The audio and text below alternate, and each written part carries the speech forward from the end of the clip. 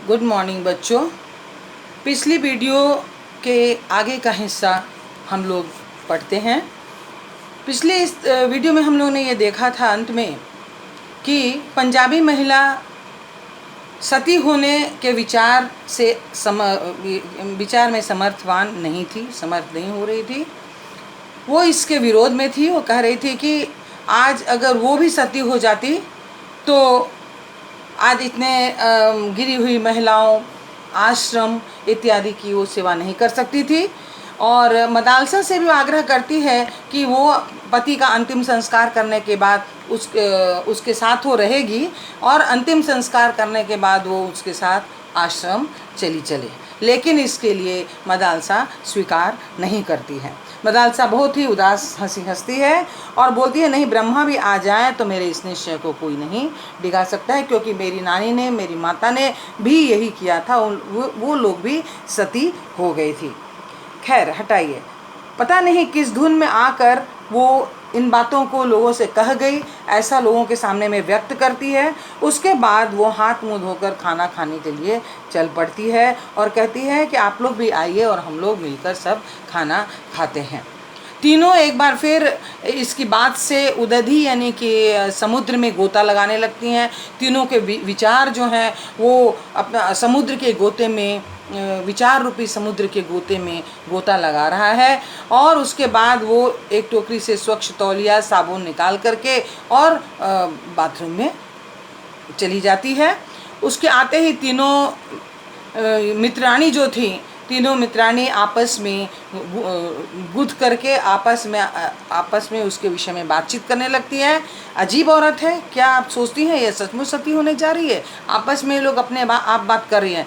देखिए, मरने वाला कभी ढिंढोरा पीट करके नहीं मरता। वो हंस करके बोलती है। हमको तो ये इसका ऐसा लगता है जैसे कि इसका दिमाग खराब हो। स्क्रू ढीला का शब्द का प्रयोग किया गया है, यानी कि इसका दिमाग खराब है। और माथे की ओर उंगली वो घुमाती है महाराष्ट्री महिला।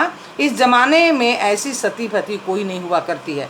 क्षमा कीजिए, ये खादीधारी महिला यानी कि पंजाबी महिला बोलती है, औरतों का अनुभव आप दोनों से मुझे अधिक है।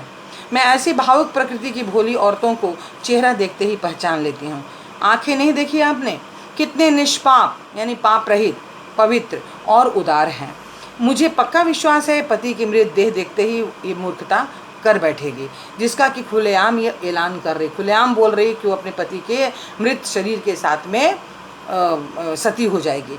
लगता है उसका प्रोग्राम, मुझे अपना प्रोग्राम कैंसिल करके, ये पंजाबी महिला बोलती है कि प्रोग्राम कैंसिल करके इसकी खबर पुलिस को दे देनी चाहिए, तभी इसे बचाया जा सकता है। इतने में मदालसा हाथ मुंह धो करके आ जाती है और गाड़ी जो है अपने रफ्तार में आगे की ओर भागती चली जा रही है। मदालसा अपनी टोकरी खोलती है और नाश्ता दान निकालती है।